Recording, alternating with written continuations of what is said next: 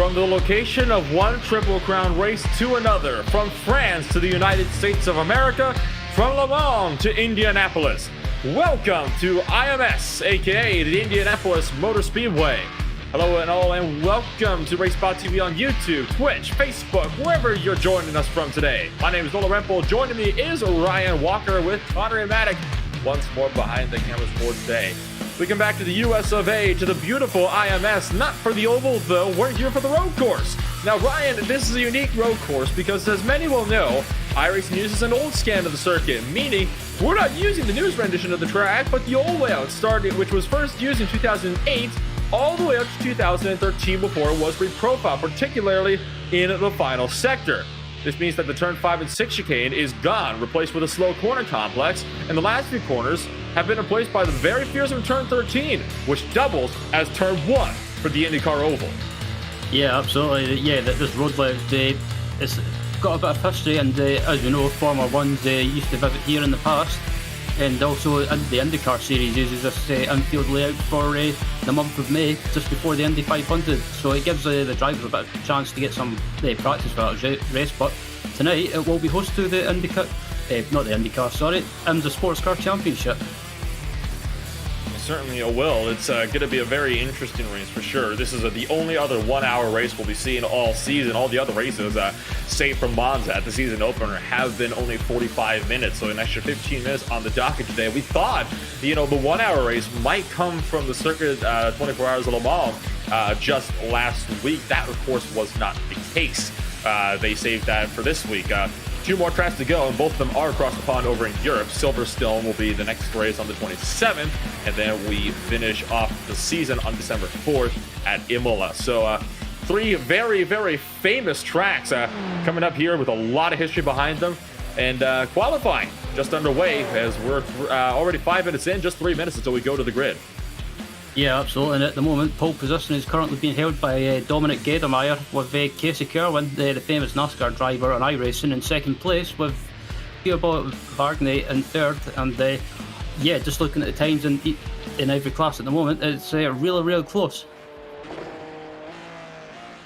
Really close indeed. Exactly 1:10 separates Gedermeyer from Kerwin. Remember, Casey Kerwin last week had a pretty abysmal race. I believe didn't even make it into the top 10 in his class last week at Le Mans. So he's definitely looking for some improvement here tonight. Taking a look at Matthew Stagg, who right now holds pole position in the GTD category by less than 1/10 of a second. He is the Englishman just now finishing off his second flying lap. It's going to be 1:24.324. That will improve on his time, bump him up by about 3/10. And Thomas Axe, the second place driver, has already pulled it off the racetrack. So he was not able to improve. In fact, he set a 1:24.679. So he will be not able to go for the lead today. Cesar Cabral, meanwhile, he's a driver that's right now at the very back of the field by half a second, just up to the next car in front of him, Julian Bell, one of the IVRA administrators, crosses the line of 2:69. So he is going to move himself up. Not close enough, though, to break out of the final 13th position. Yep, absolutely. And I was like, most of the drive, we've still got a few drivers on track finishing the qualifying laps. But looking at one of the drivers now from GTLM, Pedro Berger from Brazil, currently sitting second in the GTLM class at the moment. And he's about 3/10 of a second, just underneath that, off of Bo Albert, who's right now sitting on the pole position for GTLM. So it's the Australian versus the Brazilian. Now, Albert has already finished both his laps, and he's finished off with a 1:28.42. Pedro Berger's got to try and improve by 3/10 right now. Albert is the only GTLM driver to break into the 120 range. All of your other drivers sitting either the 122s or 121s. So right now, Pedro Berger is coming out to the final corner. Now, this is where usually we'd see cars braking to turn back into the hairpin, but Dia's going to elect to stay on the racetrack. And is he coming down the pit lane here? This is a bit of an interesting one. Or is he... okay, yes, he is coming down to pit road. I first thought he might try to just get a bit of extra speed, but he is not going to take the turn on banking. Berger abandons the lap. He'll be having to settle for second place in GTLM today.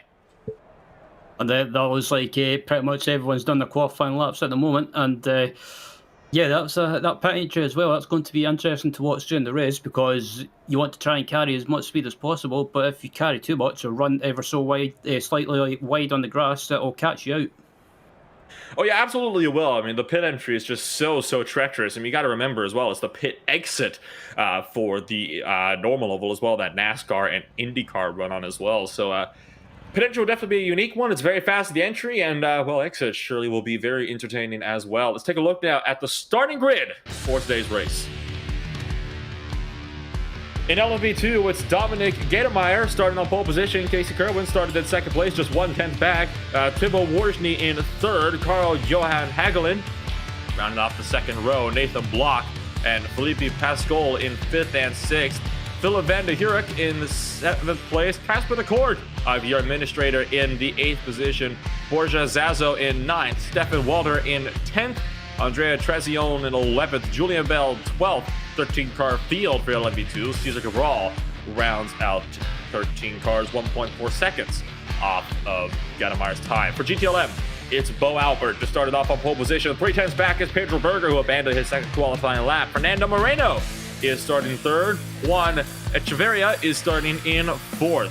Florian Libergy is starting fifth. Bo Rigger starting sixth. Freak 10 Kate in the seventh position. And Fidel Fernandez in the eighth position. Brian Molitor in ninth. Javier Horta rounds out the top 10. 12-car field for GTLM. Jack Andrick from Texas. And George Peniagua is rounding out the 12-car field. Small GTD field today, only about 8 cars. Matthew Stagg starts them off. Thomas Axe in the second position. Tristan Iglesias in third. Marcin Pamula in fourth. Gerald Chevalier in fifth. Antonin Titus sixth. Stephen Brumfield and Preston Buckley round up the 8-car GTD field for today. So pretty small GTD field here today, Ryan. Usually we see this one, well, one of the bigger classes of the weekend. Yeah, the GTD class is normally, like you say, normally the bigger one of the bigger classes anyway. And yeah, it's a bit of a shame that the field in that class is a bit small, but nevertheless, you should still be in for a great race in that class, and also in GTLM. And as I set off on the pace lap, it's this should be an interesting race with it being 1 hour as well. So strategy could be a bit interesting to watch. The LMP2 field's already off and away. GTLM is just now setting off from the grid as we continue to keep on the static camera just overlooking the yard of bricks at the start and finish straight. The flagman kind of overseeing proceedings down there. GTD still waiting by some margin before they're going to start to get going. LMP2s are just cutting their way through turn 3 now, right behind the pace car. And hold on, have we just had an incident? I think Iglesias might have actually just been hit under pacing here. Yeah, I was about to say. Yeah, I believe that's number 11 car. Not quite hit, but the GTD leaders just now started going. So you see here already LMP2, they're about halfway around the racetrack. So that GTD field's got to really pick up the pace here before, or they're going to be left in the dust here. So this is just there. You see one of the Mercedes poking out a line before the Audis start to move on pole position. That's a very unusual situation here. I mean, usually GTD field leaves shortly after GTLM. You usually don't see them waiting so long like that. I don't think I've ever seen that. Just now, they're hitting turn 1 while I've been doing the back straight, but they're half a lap behind. They've actually got to catch up here. Yeah, that's a bit of a weird one. I don't know what happened. If I'm a bit confused like yourself, Nolan. Well, you see it all on a Friday night prime time, I suppose, for the Irish at IMSA Sportscar Championship. Live timing is available at RaceSpot.tv/timing2. That's RaceSpot.tv/timing2 to keep up on all your favorite drivers if they are not on screen at the moment. LMP2 darted through the final sections here of the infield. They're almost going 3 wide from their position back there, trying to keep themselves sorted. They're just now off, though, onto the banked final turn 13 for the IndyCar Oval. This will be in the hands of Dominic Gatemeyer. No doubt Kerwin will be trying to get the drop on him off the line, though. So Larry, this time driving a Porsche 911 GT3 pace car, going to lead them around the final corner before ducking down to pit lane. It's a very late dive for the pace car to the pit road, and already Gatemeyer's on the throttle early. Kerwin gets the line. Green flag racing here at Indianapolis Motor Speedway. 1 hour is underway. Drag racing down towards turn number 1, already the top 5, single file now. Kerwin can't get to him in time. He's got to go on the defensive, though. Dylan Warshie trying the outside. That doesn't work for Warshie. He loses out on the 4th position as Nathan Block goes 5th to 3rd in just one corner. Yep, and they all managed to make it through turn 1 in one piece. Yeah, just looking back at the GTLM class as well, and they've managed to have a tidy start as well. Oh, we've had a crash. GTD has crashed before they even got to the start-finish line. Preston Buckley has hit the wall hard, actually slammed the brakes. 3 wide in turn 1 for GTD as well. Definitely the most exciting start of the class so far as they're throwing their way through the first corner. That was the battle for about 2nd position that you saw in GTD. Sorry to cut you off there, Ryan. And trouble in GTLM. And Javier Horta and George Penigua have both had spins. The 20 cars had a spin in LMP2 as well. So there's just been absolute calamity here. It looks like Casper the Court's had troubles. Felipe Vascola's also had issues. So about 6 cars have crashed all at about the same time here. Yeah, absolutely. As we look at the replay now, and it looks like, oh, someone just got tapped around in the background. And I was about to... I do think it was the LB2 crash. So there you see the big locker for one of the Porsches, and there was the LB2 crash that we saw just kind of in the background there. And there was the contact for the Porsche from the BMW. And again, there was one of the GTD machines, one of the Audis actually crashed before they even got to the start-finish line. Preston Buckley did actually find himself in the wall off of turn 13. Didn't even have any help. He just did it all on his own. So, my goodness me, certainly a very messy start to the race. Definitely not quite what we were expecting to see. So LMP2, regardless of those little incidents, they are kind of away clean. And Casey Kerwin is trying to hound Dominic Gademeyer for the race lead. They're just half a second apart now. Through, I believe this is about turn number 5 or 6. Yep, absolutely. And I was just, before I was just about to say, everyone by the looks of it just had a reasonable start, clean start. But yeah. Not my luck, it was only a matter of time before I jinxed it, and I think that's a record, jinxing it in the first couple of laps. Oh yeah, I mean, for sure. I mean, that was definitely something unusual to say at the very least. So battle is on for the race lead for sure. Oh my goodness me, I mean, that is not at all something we expected to see take place. Bo Albert in GTLM, he's currently leading the train through the middle portion of the racetrack. He's got some LMP2 traffic behind him, believe it or not, because there are, again, quite a few of those machines that ended up getting taken out in wrecks early on. This is the battle for the GTD race lead that had that thrilling start. This is down to turn number 1. Thomas Stagg and Thomas Axe trying to run down Matthew Stagg in his Audi R8 LMS. So 2 drivers running very, very cleanly right now and doing a good job of trying to hang on to it. They've got, cars up behind them, and that is Tristan Iglesias, one of the drivers from Full Send Racing, I believe. And he has just gone completely off the circuit at turn 12. Yeah, excuse me, yeah, he just ran slightly wide, and it looks like he might have caught the grass slightly as we're just about to look at the replay, and he just ran wide, went offline and went onto the grass, and yeah, luckily managed, there was a bit of tarmac there, and he managed to get going again. And now Iglesias already diving up the inside of Stephen Brumfield to get the spot back into turn number 1. He's going to get the move done cleanly. Very textbook pass there from the number 11 Mercedes AMG GT3 machine around the other Mercedes of Stephen Brumfield, who did have damage on the front end of his race car. This has been an interesting start to the races, I think it's very safe to say. Definitely not one that I think we were quite expecting. We were expecting this race to be quite calm. Well, that is proving to be, well, not quite the case here in the opening laps at Indianapolis. Absolutely, as looking back up at the front in the P2 class, and Dominic Gademeyer and Casey Kerwin are still close together. It's about half a second, and yeah, these guys, by the looks of it, are managing to pull away from the rest of the pack ever so slightly. Yeah, I think this will be the nature of the race. The nature of the race with this battle. Goodness gracious, man! This has just been an absolute roller coaster so far. So we'll have to keep an eye on all the battles throughout the field. I know one battle that's really close right now is 7th, 8th, and 9th in LMP2. Borja Zazo is right now under fire from Julian Bell. And this is a 3-car scrap here just in the middle section of the racetrack. And look at how close Bell is. He actually tried to have a dive bomb around the outside of turn 1. Didn't work out for him. He had to slot back in line. And Bell is doing everything he can. Now looking to the inside, getting back in line. Definitely harassing Zazo's Mares, letting them know that he is there. Look at how close they're getting under braking. Julian Bell's doing a very good job, though, so far to keep this one clean. Absolutely, and Julian Bell, he closed right up under braking, and thankfully it didn't end up in contact, but it looks like Borja's got a great run in the exit heading onto the home straight, but the hope of the power on the home straight is he might be able to get a run. The draft is very, very powerful around turn 13 and all the way down the pit straightaway. You can see just how quickly Bell is closing up.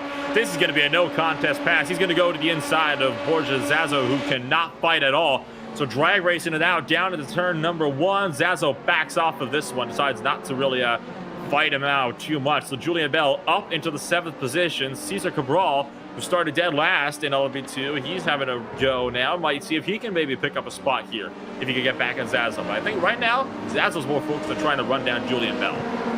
Absolutely, and Julian Bell at the moment, it's looks to be the quicker out of these 3 drivers, and what's in him now, he's just pulling away ever so slightly, but Borja Zazo can keep with him heading onto the home straight again. He might be able to take that position back.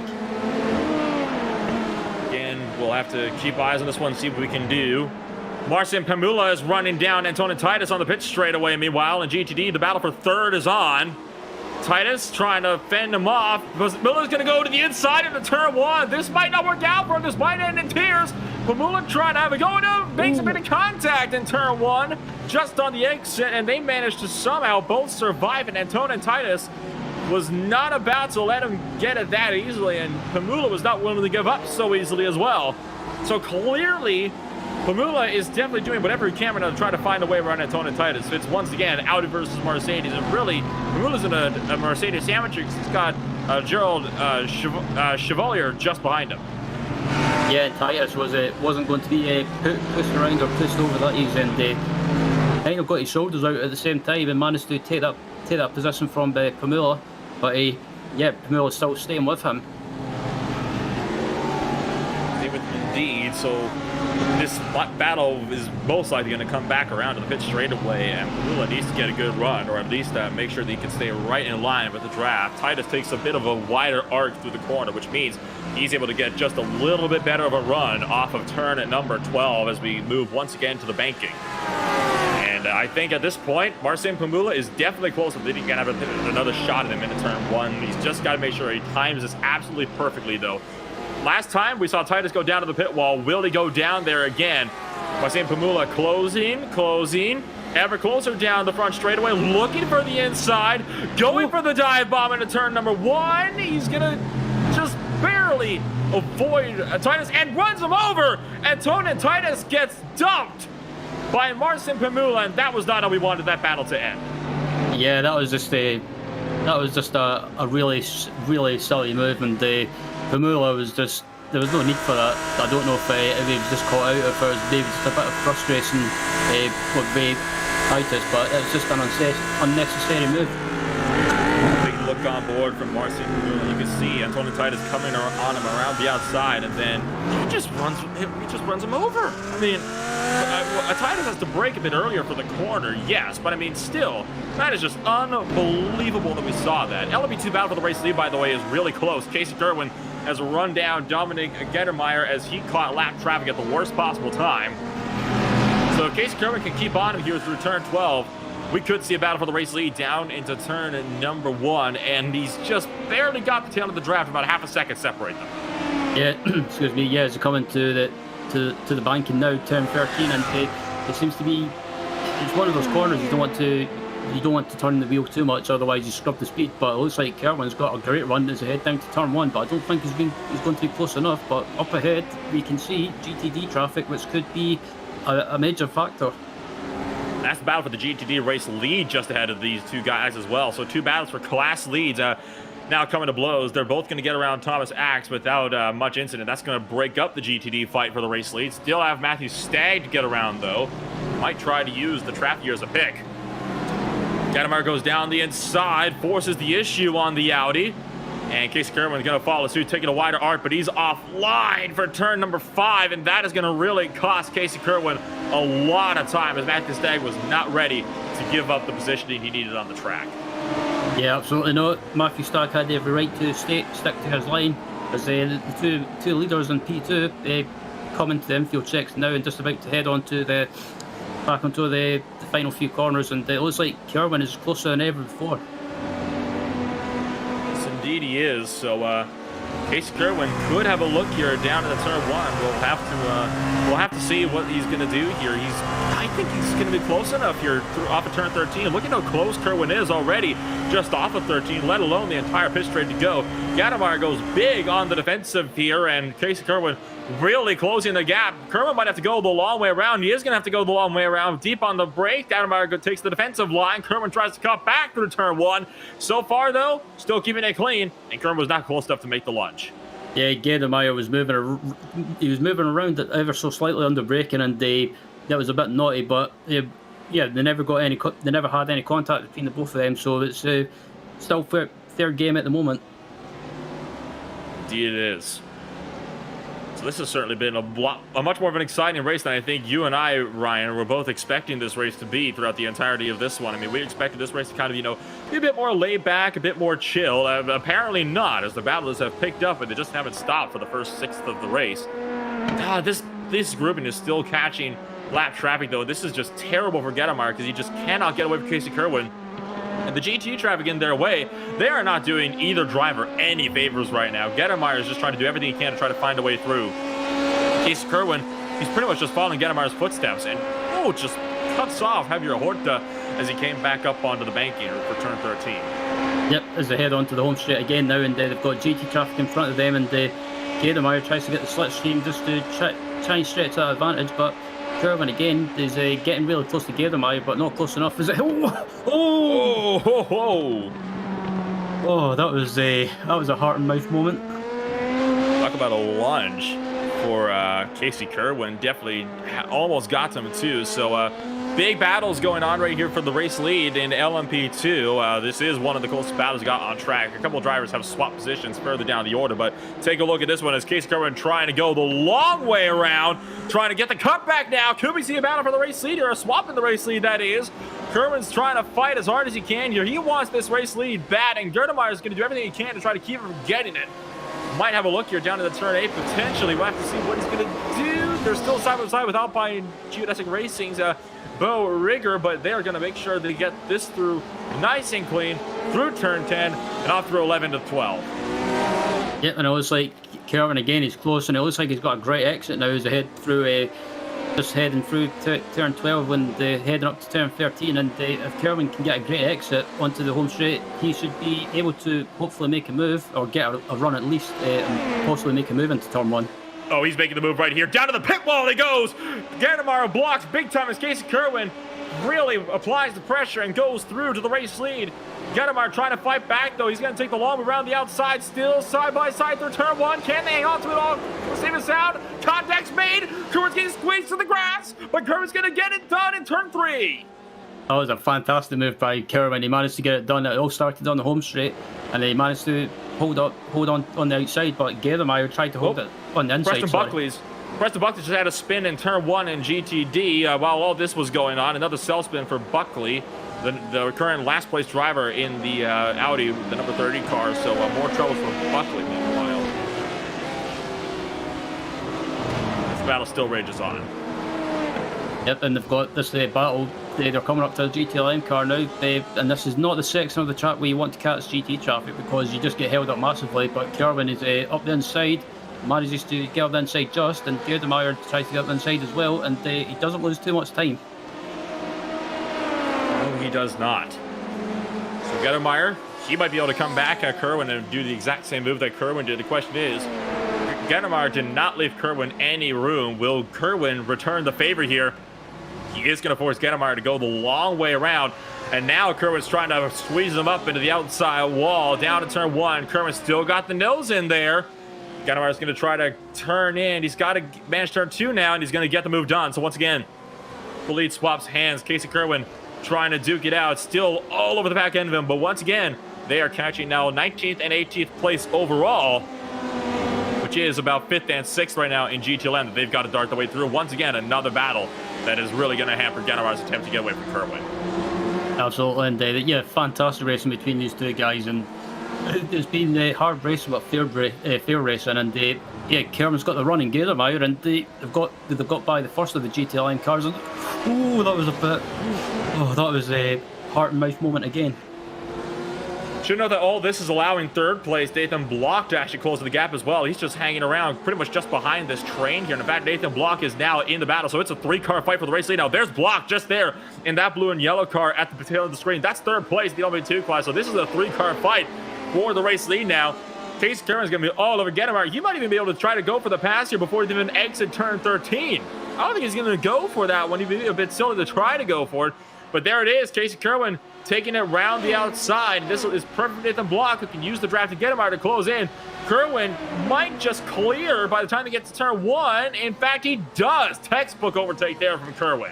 Oh, that was fantastic. And I thought Gedemeyer was going to try and lunge up the inside and try and stay up the inside. But fair play to him. He gave this enough room, and Curwen with a fantastic move into the lead again. Quarter of the race already down, 15 minutes down, and 44 now to go. Estimated 35 laps on the boards for your current LP2 race leaders as well. My goodness me, this has just been one heck of a battle we've seen so far. Casey Curwen now's got to try to fend him off. Gedemeyer blinking the lights furiously as Fernando Moreno starts to try to get out of the way. We'll have to see if this is going to cause any kind of major issues or not. Yep, and Gedemeyer manages just to get by the GTLM Corvette, and Nathan Block just in the background there. He's basically just came from nowhere and managed to close the gap down to the top two in front of him. So, like you say, we've got a 3-car battle going on at the moment. Here's Bo Albert right now running in GTLM, and he is just on the pit straight. You see the battle just ahead, just behind him for the overall race lead. Now, Bo Albert. He's looking pretty, no doubt, pretty happy right about now. Of course, he was the 2020 Rallycross World Champion from the race. Not quite the champion. Oh, sorry. Excuse me on this one. Big error on my end. Not the champion, but fighting right now in the championship. So, Bo Albert, no doubt, he's trying to see what he can do here, not just on the dirt, but on the asphalt as well, as he just laps Steven Brumfield in his Mercedes. So, tell you what, Bo Albert, it takes a lot of skill to be good in the rallycross scene. I mean, I personally would not be able to do it. So the fact that he's been able to compete in that championship is really just a testament to his skills. And clearly, he's got quite a bit of skills on the road course side as well, as showing what he can do here in IMSA here today. Yep, absolutely. It takes a lot of skill and a lot of talent as well to jump from discipline to discipline, or car to car, if you like. And at the moment he's doing a good job, currently leading in the class. As the battle, I'm still watching the P2 battle as well for the lead, and Curwen is still under attack from Gedemeyer and Block. Gap is closer this time round. Dominic Gedemeyer not going to be close enough to make the lunge into turn 1, but he's definitely closing the gap, and so is Nathan Block. Block at this point is just hanging right onto the back end of Gedemeyer and trying to get what he can done here through the gap. And Preston Buckley going to let through all 3 drivers in the span of 1 corner, which is perfect for this battle to keep on raging. Absolutely, and in front of them they've got more GTLM and GTD traffic, and this is not they all bunch up a little bit.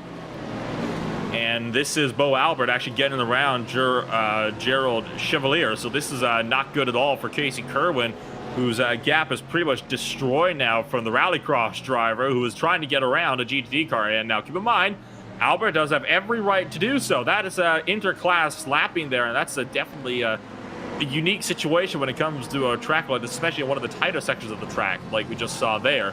Dominic Gedemeyer doing whatever he can to try to hang on to the tail end of Casey Curwen. We might see another lunge into turn 1. Absolutely, and Gedemeyer is closer, and as they come round now to the home straight, and the top 3 are really closer than they have been before. And I don't think Gedemeyer might be able to get a run, or close enough anyway. But actually, I take that back. He's getting closer. He's getting closer now. He's got the slipstream.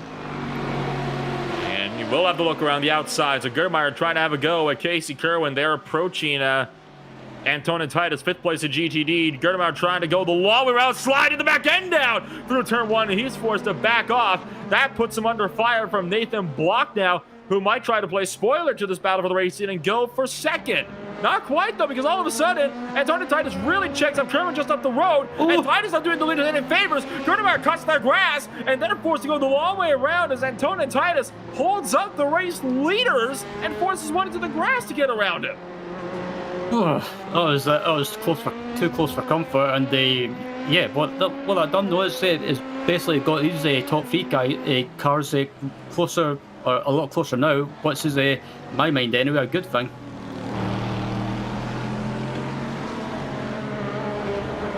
So 3 cars now all due battling for the race lead. This is no doubt going to be a very intense battle, to say the very least. I think it's already been intense so far, and that would be a bit of an understatement. You're seeing lunges left, right, front, and center. This is right now the biggest battle we got on the racetrack right now, and certainly been going on the longest.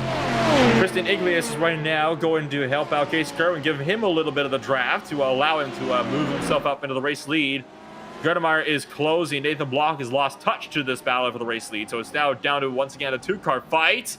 And Gerdemeyer not close enough to make the dive into turn 1. You might have to hope here that Marcin Pamula in the 03, in 3rd place for GTD, can maybe play spoiler in his favor. Yeah, absolutely. As Kerwin gets by, and Gerdemeyer gets by as well, and Block has lost a little bit of touch, but he's fallen back. He's not fallen back that much, I should say. If I try and get my words right, but anyway, he's still keeping in touch. Right now, the gap between Kerwin and Gerdemeyer is hanging at around a half a second thereabouts, which is as close as you need to be able to make that dive into turn number 1, as we've seen time and time again off of turn 12. So Geremeyer's just got to stay nice and close. Loses a bit of time through turn 10 there, and that's going to cost him severely on the front straightaway. Absolutely, and yep, Nathan Block is still just sitting there, and as they come onto the home straight again, and Gerdemeyer has got the slipstream and he's got the run yet again. What can Casey Kerwin do on the defense? Gerdemeyer trying to have a go at him into turn 1. Going to lunge down the inside. Kerwin left the door open. Geremeyer's through to the race lead. Kerwin trying to fight back in 2. Can he go around the outside maybe? Not quite. He's not close enough. He's going to have to try to get around this 16 machine as we take a ride on board of Casey Kerwin. Look at how close he is to Gerdemeyer right now, trying to do whatever he can to get to him. Almost runs him over for turn 4. Casey Kerwin doing a fantastic job, though, of keeping this fight nice and clean. Yeah, absolutely. He could have made a bit of a deal of, or maybe defended hard and try and keep Gerdemeyer behind, but I think he realised that Gerdemeyer had the line into turn 1 and just decided not to make a fight of it. But at the moment, he's keeping up with Gerdemeyer, and I think he's planning his move on the home straight. Well, because he knows he's going to be able to go right back at him into turn 1. I mean, look at how close he is off of turn 12. The gap that he needs to make the dive bomb is about 0.4 of a second, half a second. It's about half that. It's 0.2 and closing fast. So Gerdemeyer, he's definitely going to lose the lead here down into turn 1. It's almost a certainty right now. Yep, and Kerwin's got the slipstream, he's got the run, he's alongside, and I think he'll be ahead as they head into turn 1. But Gerdemeyer actually is not too far back, and he's not letting Kerwin go that easy. Both drivers side by side through 1, through 2. Gerdemeyer getting squeezed up against the grass. Nathan Block is right here now. Could he try to play spoiler and go 3 wide? We ride on board with Nathan Block. Watch him out just in front of him. Kerwin gets shoved off the track as Gerdemeyer pinches him in. Yeah, I think Gerdemeyer was in front and he had the line, and I think Kerwin should have backed out of it.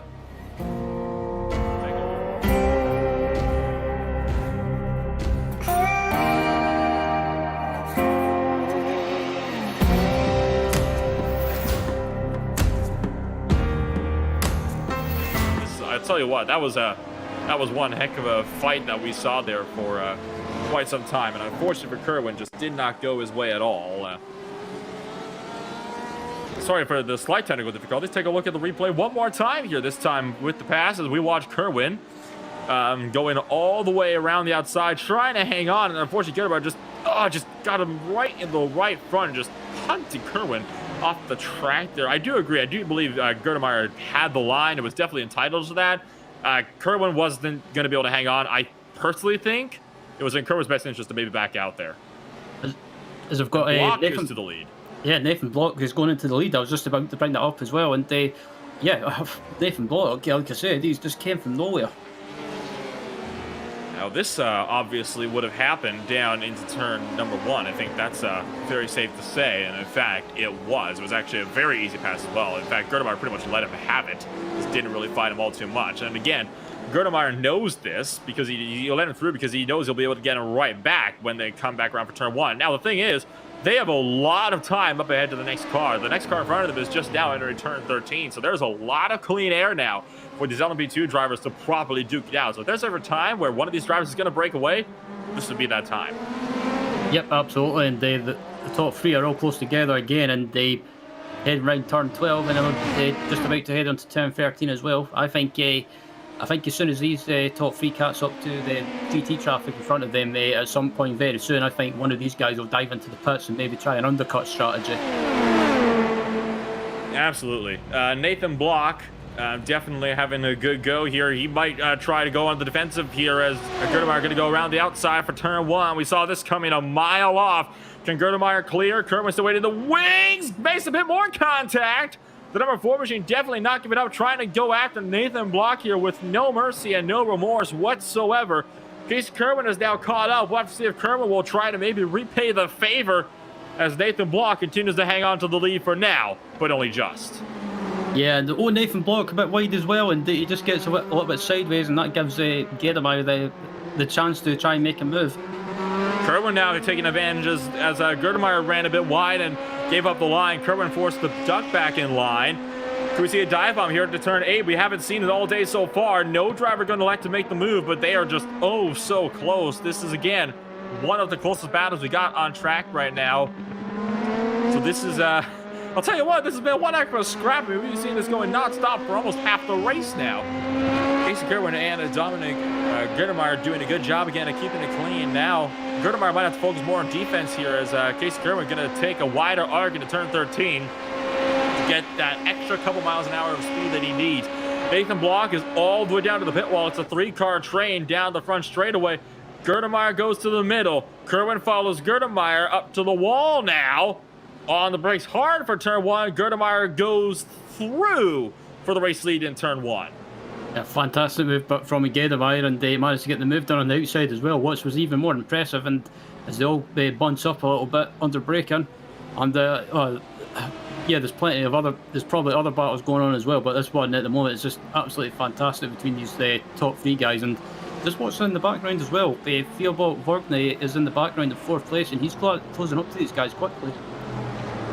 He is, and that's the result of all these guys just going side by side and just constantly duking it out. It really is hurting the overall speed of these guys. And Borgny has been closing pretty steadily for the past couple laps. You see him in that black car just at the back of the screen there. There he is.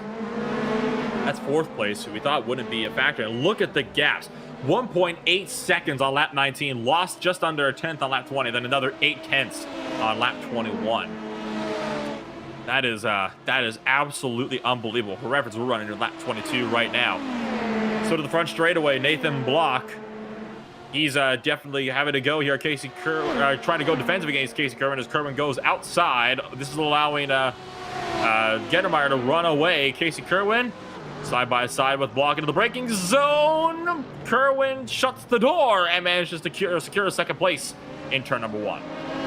Yeah, that was a bit scary, that moment there, but Kerwin managed to get the move done, and Block didn't make he tried to put up a fight, but I think he just decided in the end not to make a big deal of it.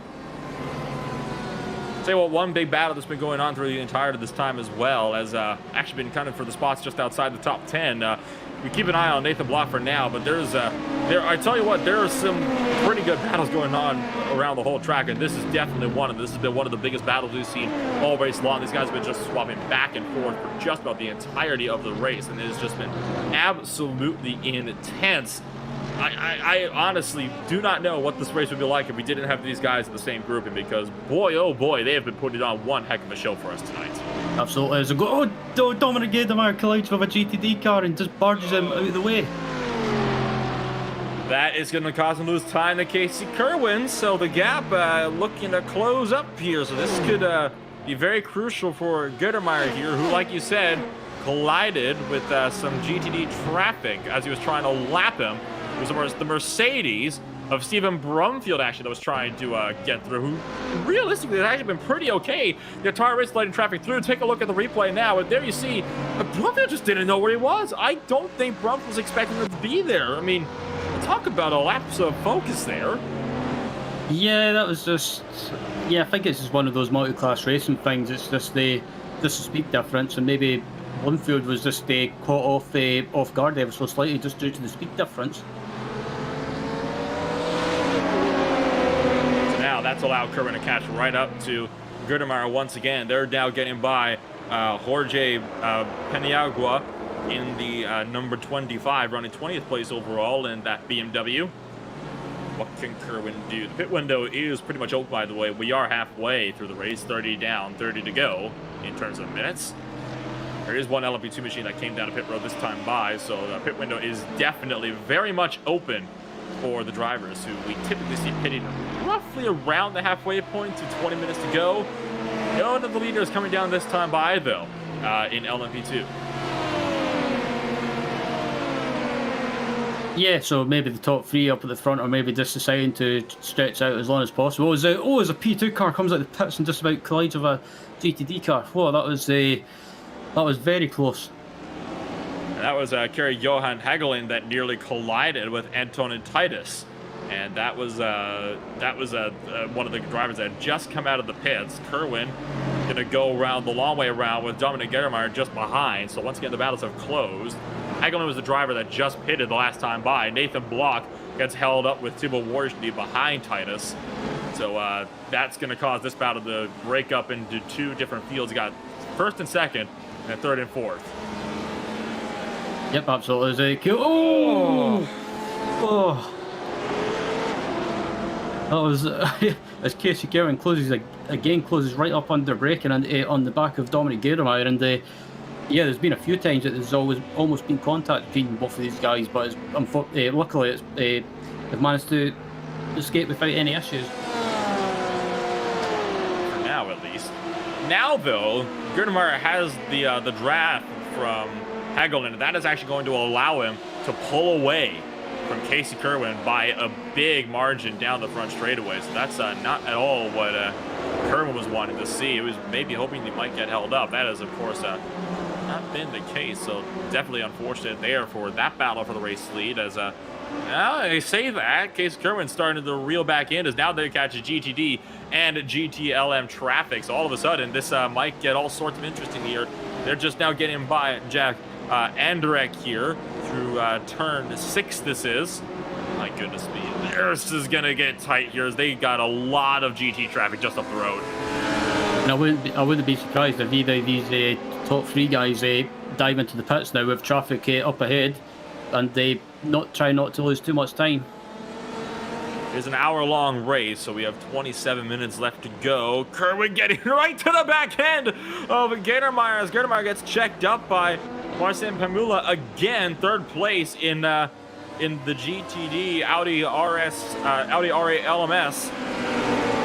And Casey Kerwin trying to have a go here. He might try to look on Gerdemeyer. Gerdemeyer goes around the outside of the Porsche in turn 13.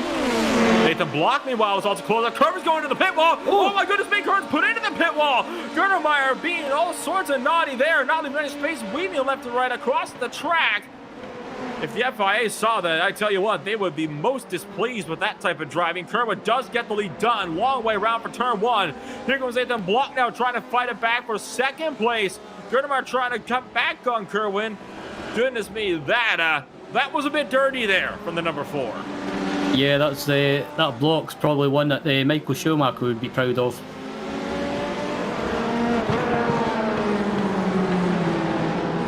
That was a bit naughty to say the least.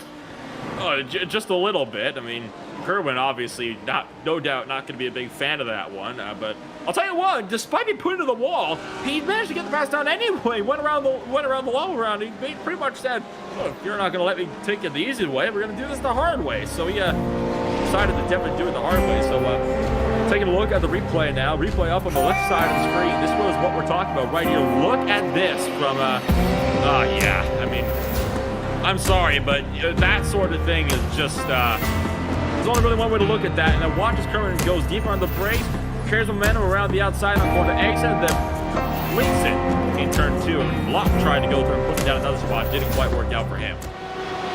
Yeah, that was just... that was just that was naughty from Gedermeyer. He should have realised that Kerwin just had the better run and had so much overspeed that he just basically had the run and should have left enough room. Sun is pretty much just about set, by the way. I no doubt we'll be seeing the effect of some headlights soon on the track. 25 minutes remaining in the race.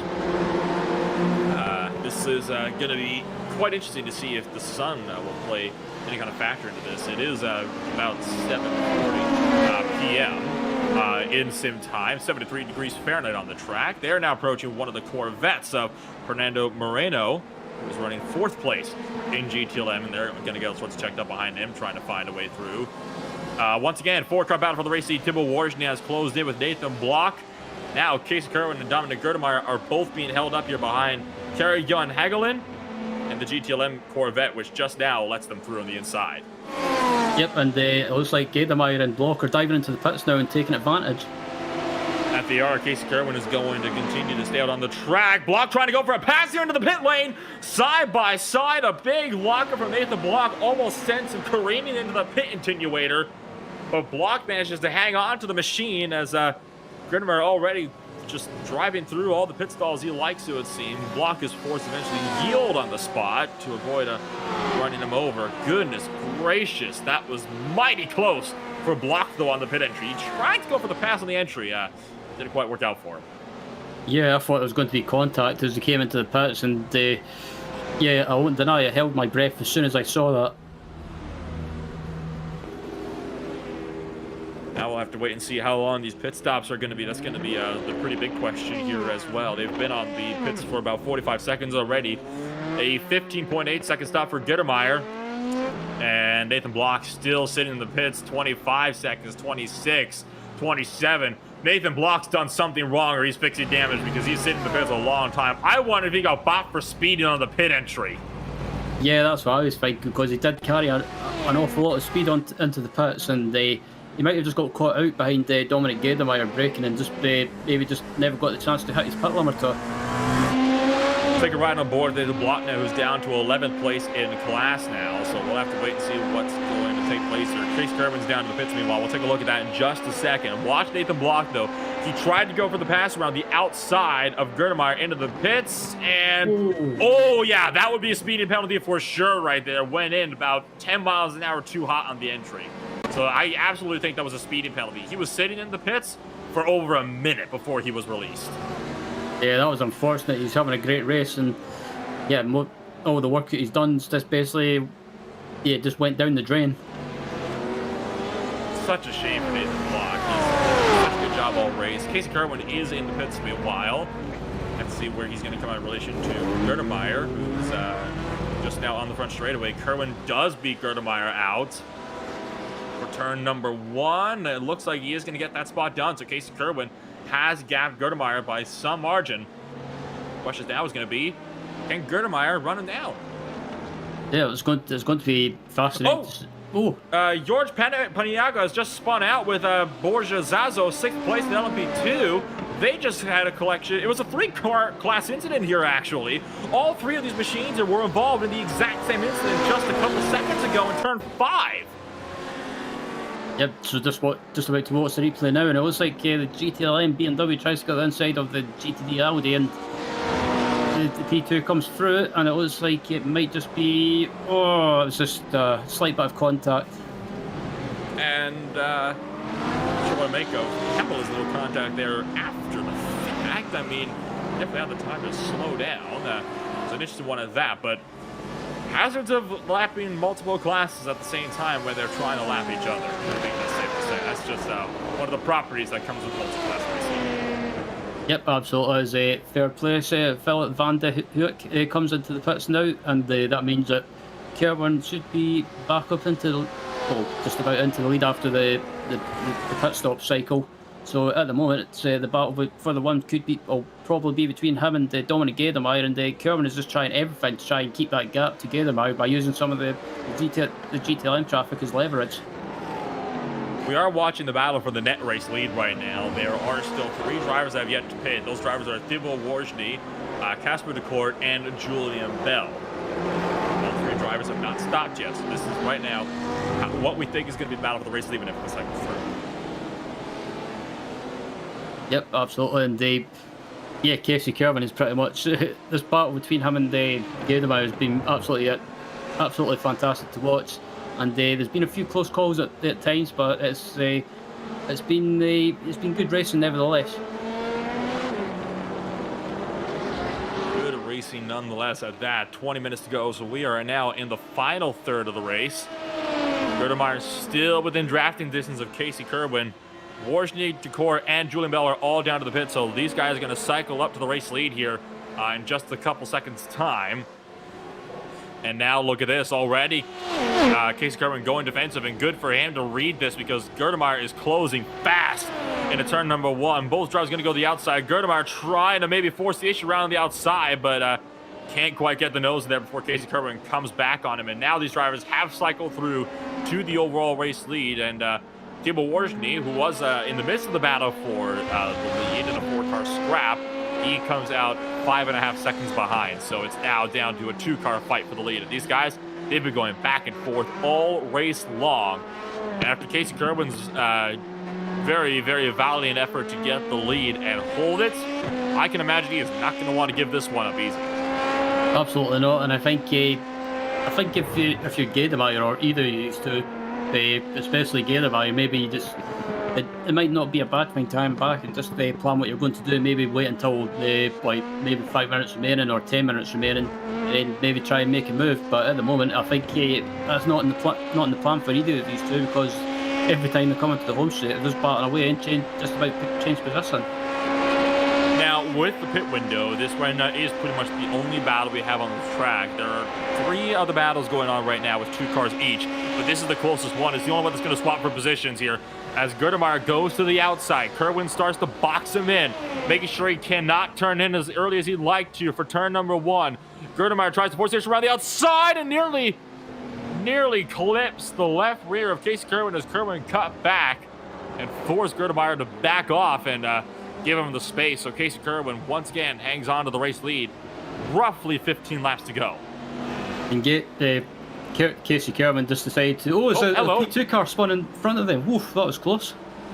That was Andrea Trazione that just had a spin right in front of your race leaders, all on your own. And it looks like he's beached in the gravel as well. That car's beached.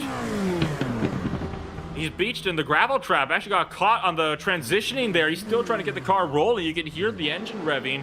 Trying to back it up now. Oh, dearie me, that... Put that on Icing's not top 10 highlights of the month. That is just a tragic sight. The 17-car beach, and now he finally is forced to take the tow. I think that has got to be one of the most heartbreaking sights to see. The car was not even damaged. He just beached. He couldn't get the car rolling fast enough. Take a look at the replay. We're going to watch this here as he spins out all on his own, just no help at all, under braking. Yeah, just... He goes to turn in, and it looks like he just lost it in the middle of the corner, and just he rolled it back, and that was just heartbreaking. The floor of the car lifted up too much for the front wheels to do anything, and then the back wheels I think got stuck in the sand a little bit. You see the car just doesn't go anywhere. Put in all the throttle input you want, it's not going to really do a whole lot of good though if you end up in a mess like that. That is just. Oh dear, that is a tragic sight right there. Yeah, I dread to think what he's doing right now. He might be,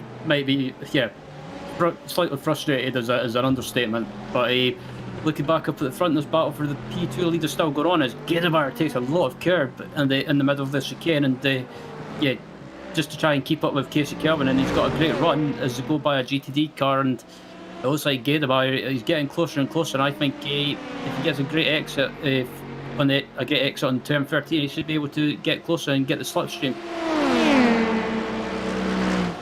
Down the pit straight, over the yard of bricks. Gerdemeyer goes high. Kerwin will likely try to follow.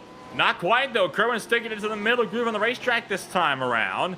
Gerdemeyer tries to cut in on him and can't get the run done. Kerwin slides a bit through 2, but manages to hang on. And I know that everybody's going to be saying, you know, this is something we've been talking about the entire race, but literally about as long as I can remember right now in the race, we've been talking about this battle for the race lead here in LMP2. There's nothing going on in the other classes right now. It is literally just these 2 guys, and that is pretty much it right now. Yeah, absolutely. This is pretty much the only battle like see on track at the moment, and they just every time Gerdemeyer gets a run on Kerwin, you just can't really do anything because Kerwin just goes defensive and takes the inside line, and the only chance he's got is trying to go around the outside into turn 1. But with that, you've got you're at a bit of a risk. Dominic Gerdemeyer will likely be doing everything in his power to try to run him down. They're now catching Marcin. Kerwin's going to go around the outside and lose a little bit of time and get around, and Gerdemeyer is going to have to go around the same way. Gap to 0.6 of a second, closing, yes, but not fast enough for Gerdemeyer to make the dive bomb into turn 1. Yeah, he's not close that time. He got compromised slightly by the GTD car heading into the home straight, and excuse me, just kind of hampered his exit, but still really close at the moment and still keeping Kerwin in sight. And I think it seems to be Gerdemeyer's best opportunity is just headed through turn 13. He's keeping it really honest, I'll tell you that much. He is keeping it very, very honest, and that is something you definitely love to see. Is you know, when these drivers in their own little classes make sure that the other one is always on their toes and doesn't have a moment of rest. And yeah, to cue the moment from Daniel Ricciardo where he told his team bosses, I don't want to let him breathe. That's what Gerdemeyer is doing right now to Casey Kerwin. He's making sure he cannot rest in the slightest right now. And Casey Kerwin right now, the slightest mistake is going to cause him to lose the race lead here. He might even lose it already down the pit straight here as he's caught more GT traffic at the worst possible time.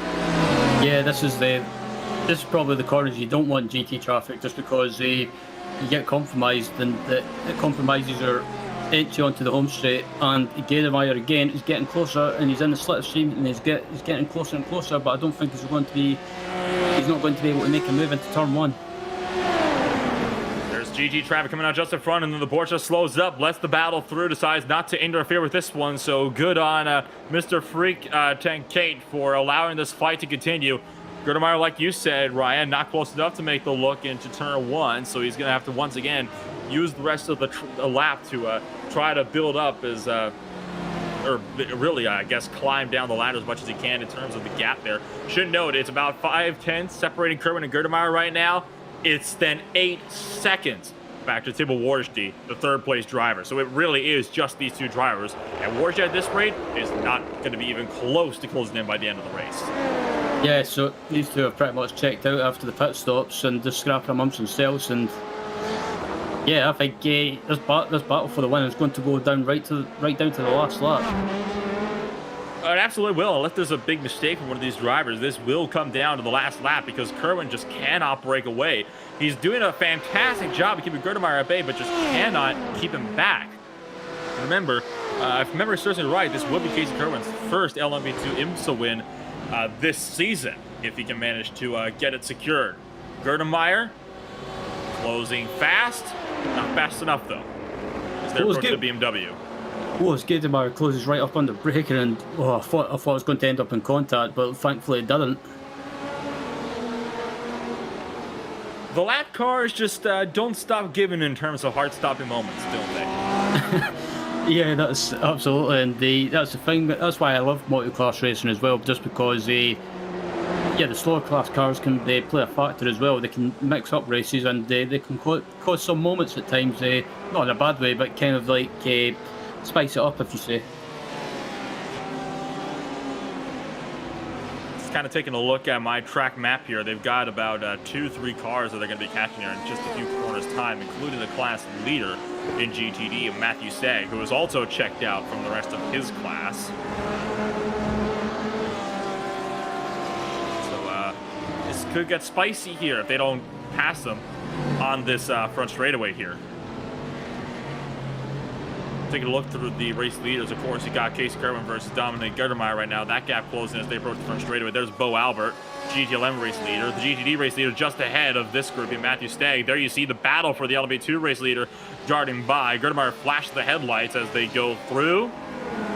And can he get this one done? Looks like he might. Kerwin's going to force each around the outside. More contacts made. But Gerdemeyer gets the spot. And finally.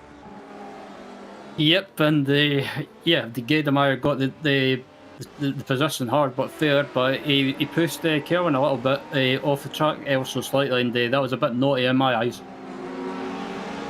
Take a look on board the replay, and there you saw a little bit of contact. Gerdemeyer really has not been playing terribly nice with Casey Kerwin the entire time. He has been racing him very, very hard. If you remember, just about 10-15 minutes ago, blocked him down to the pit wall so hard that Kerwin actually made contact with the pit wall and was forced to back off before he took the lead around the outside. Gerdemeyer, though, is getting a bit of karma here for that last move, as he's just caught Fidel Fernandez in the Porsche 911 GT3 Cup car. Sorry, the Porsche 911 RSR, excuse me on that one. Fernandez right now running 6th place in GTLM, and he's going to be forced to let the P2 battle for the lead around on the outside. Now it's Kerwin's turn to flash the lights. He's trying to get into Gerdemeyer's head, absolutely. You see, he's still flashing the headlights at him, too, all the way down the pit straight here. Yeah, he's playing a bit of mind games, if you like, and as they head down to turn 1, Kerwin's on the outside, so he might be in a bit of a disadvantage. And Gerdemeyer sticking up the inside, they're still side by side. Will Gerdemeyer leave just enough room? Kerwin pays him the favor and shoves him off! Yeah, that was a bit of payback from Kerwin, and Kerwin's just had enough. Wow, that is how you know he's had enough. I mean, that's a pro driver right there. Runs in NASCAR, and he was done playing games. As we take a look at the replay here, watch this.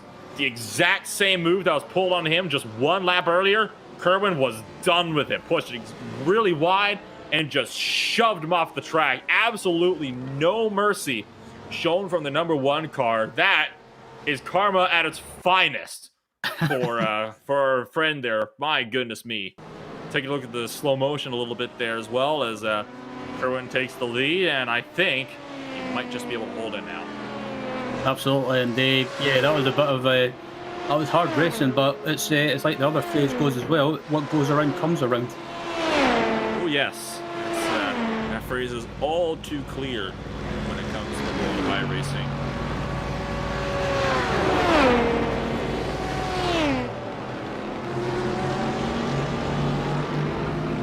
Battle for P9 is on in LMP2, and this is a battle that's been kind of also going on for a good portion of the race. Nathan Block, remember, was set for a podium finish today before he got bopped for speeding on the pit entry when he tried to get a bit too greedy and tried to get a position around. Didn't quite go the way he wanted to. Ended up in the pits in his stall for over a minute. And now he's trying to run down Johan Hagelin, but he was just held up big time by some more GT truck behind him. So Nathan Block's day not going quite the way he expected either. Not a whole lot else going on the racetrack right now. On the time stops, we tend to have these red boxes that we can tend to, see where the battles are. Well, there's only one right now, and it's for, I believe, about 6th and 7th right here. This is the battle right here that we were just talking about. Peniagua and Fidel Fernandez going at it in GTLM. We have not checked in on the GTD battles at all throughout this race because it's been all LMP, and BMW has just lost it. Yep, and Jorge just he pulled back out in front of a P2 car. Oh, that was so close. That's a yikes moment right there. Take a look on board with Peniagua, the driver that lost the car through turn 10. Just dropped it all on his own. Just a bit too much speed on the entry, and then comes right on in front of Nathan Block, and bit of a tight one there. Rejoining the racing line. Block might not be happy camper about that one. Yeah, luckily there wasn't any contact between the two when Jorge rejoined the track, but that was too close to call. But apart from that, there's not really many battles going on apart from this one. It's still going on for the lead, but it's at the moment Dominic Gerdemeyer has actually closed that gap back down ever so slightly to Kerwin. I think that Gerdemeyer is a tiny bit faster in just regular pace, so Kerwin might have his work cut out for him. But I'll tell you what. If Gerdemeyer catches Kerwin, oh boy, that's it might end in tears from one of them today. The gap is about 1.2 seconds, and you need about a second to really be able to hang on to the draft. So right now, Gerdemeyer is just barely hanging on at the tail end of the draft. And as you can see from the Delta, that gap is coming down by just a few hundredths of a second. Absolutely, as they head down to turn 1, and you can see Gerdemeyer there right in the background. He's getting closer and closer. And like you say, Nolan, it's going to be interesting to watch this battle in the final few minutes. And what will Gerdemeyer do? Will they do the same back, or maybe just yeah? I'm keeping an eye on this. Whenever there's a shot, it tends to be a little bit worse than the one that was received. That is the same as, you know, the way it often goes in iRacing. If you're going to retaliate on somebody, usually you pay them back equal, and then some. Kerwin definitely followed that statement to its truest effect. Gerdemeyer cut across his nose and just caused Kerwin to back off a little bit. Kerwin drove across Gerdemeyer's nose and punted him off into the grass. So realistically, if we're continuing with the trend, it might be, if Gerdemeyer wants to continue the trend, he would have to basically hook him into a wall. And we're just hoping that doesn't quite happen. Gerdemeyer has lost a lot of time this lap, by the way, as he was caught up by Tristan Iglesias. The gap is now 1.7 seconds, and he's well outside of the track. Oh, as Casey Kerwin goes to lap a GTD car around outside onto the home straight, and it just about ended up in contact. Yeah, just about ended up in contact indeed. Not at all, but Kerwin was wanting to see the GTD car was actually trying to come back up to go to the wall. Take a look on board for Kerwin. They're both going for the same place, and Kerwin having a bit of a close moment there. A little bit agitated, but I mean, hey, it's understandable. I mean, he's just had a very hard fight for the race lead that's been going on the entire race. He's just trying to make sure he loses as little time as possible. He just cost himself another couple of tenths there, but Gerdemeyer down to 3 seconds now in this run. So Gerdemeyer's just been having an absolutely terrible time as he was held up behind Stephen Brumfield in the first 3 corners. Yep, that might just be enough for Casey Kerwin to hold on and take the win, as 3 seconds, you won't be able to close that gap back down with what we've got about 3 minutes and 5 seconds remaining in this race.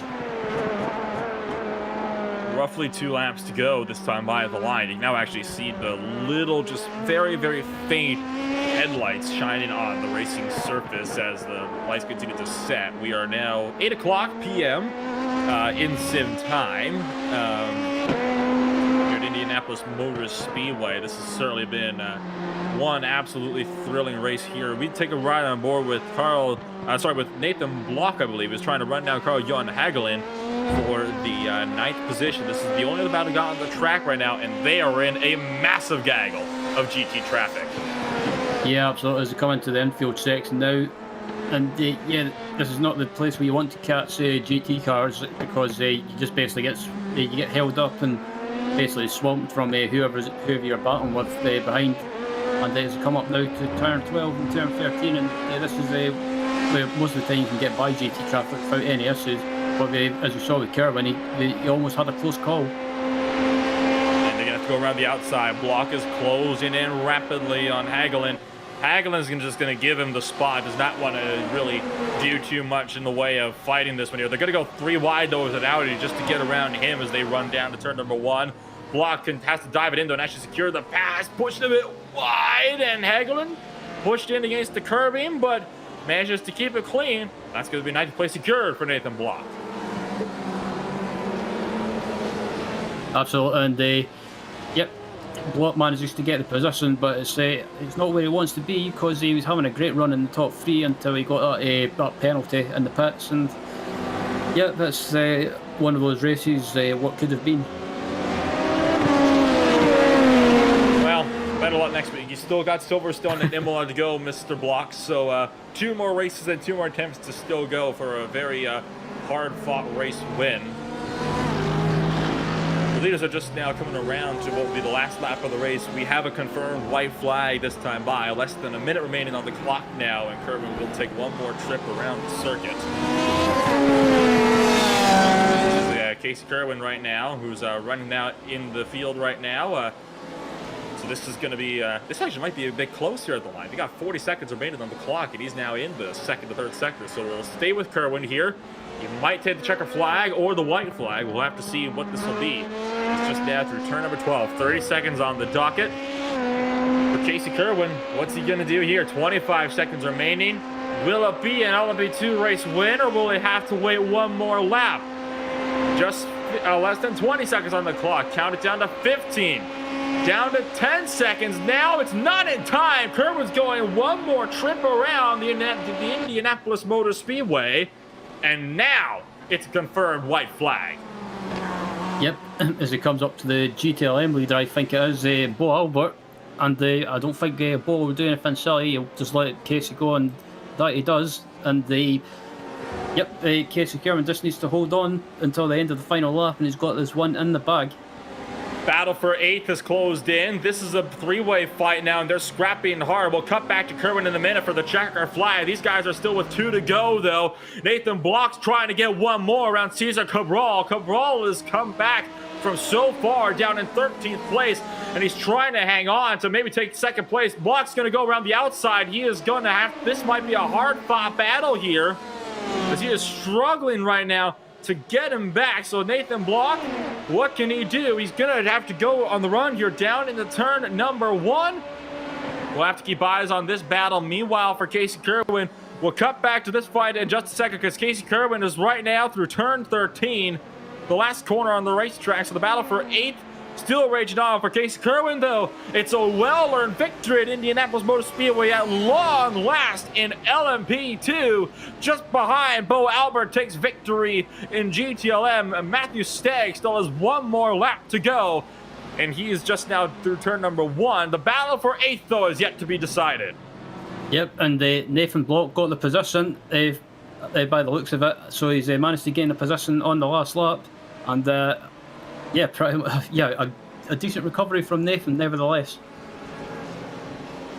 Cesar Cabral is just trying to hang on to 9th place now. He's still got Carl-Johan Hagelin just behind, who is no doubt going to be haggling his mirrors and trying to find any kind of way through here on the final lap through turn 12 for the last time today.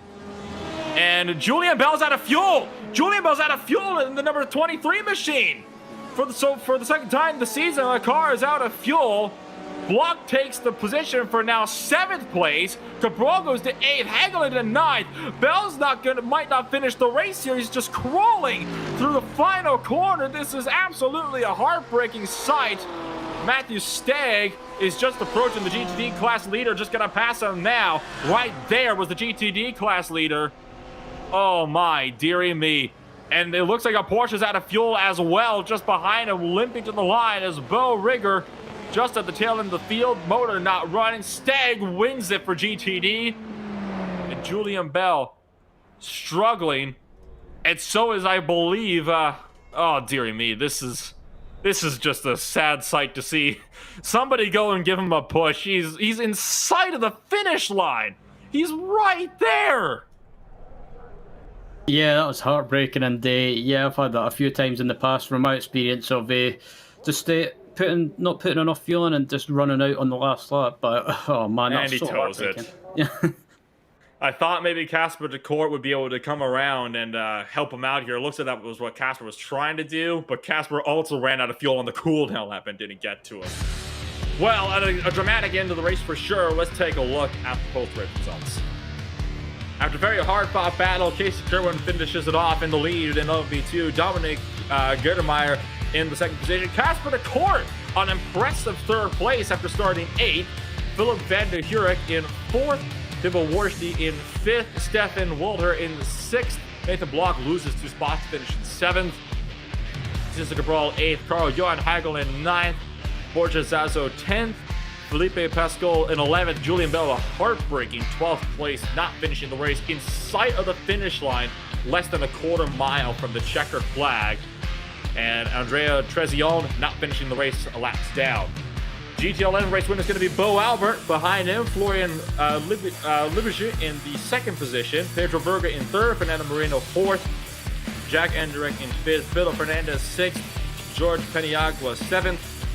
Bo Rigger 8th, Freak Tenkate 9th, Juan Echeverria in 10th position, not finishing off the race today. Also not finishing the race was Javier Horta and Brian Molitor for GTLM today. For GTD, meanwhile, it's Matthew Stagg to win it in the Audi RS3 LMS by over a lap on the field. So dominant win again from the Englishman. Thomas Axe in second, Marcin Pamula in third, and Donatitis fourth, Tristan Iglesias fifth, Gerald Chevalier in sixth, Stephen Brumfield seventh, and Preston Buckley 28 laps down, rounding out the field in GT today. Oh my word, what a barnstormer of a race.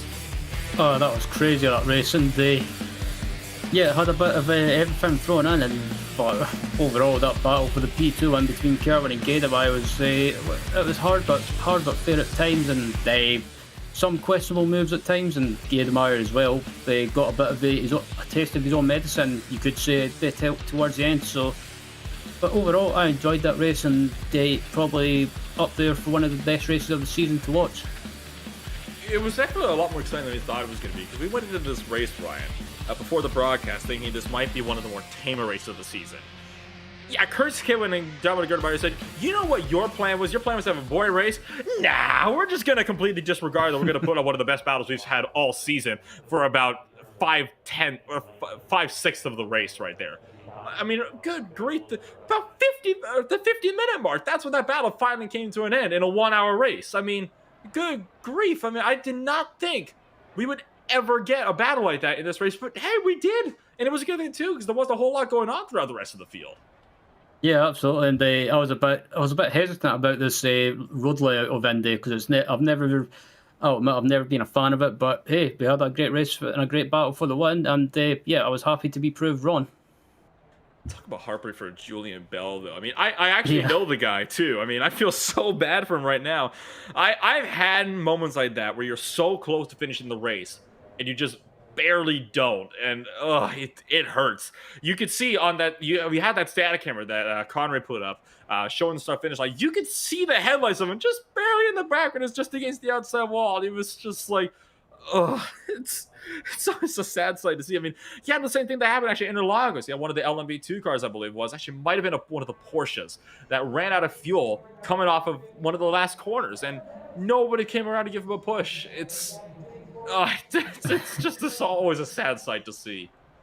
Yeah, absolutely. But it's just that's part of multi-class racing. Sometimes you get the fuel calculations right, and other times you don't. And unfortunately, Julian Bell got it wrong. By 1 lap too, and keep in mind it was very close as well, because Casey Kerwin was only 10 seconds away from being on the last lap. So I think Julian Bell just miscounted by just 1 lap, but that's all it takes.